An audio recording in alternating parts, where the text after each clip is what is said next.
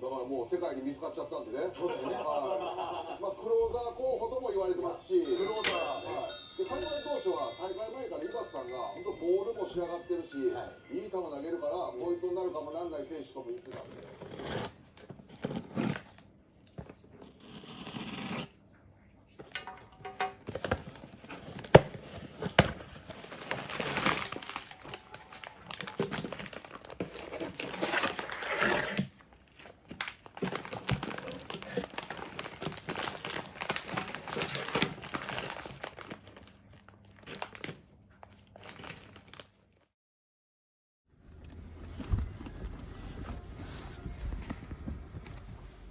はい、失礼します。はい、ありがとうございます。それではリさんで2368円になります。ここでお願いします。はい、3000円ですね。はい以下になります。失礼します。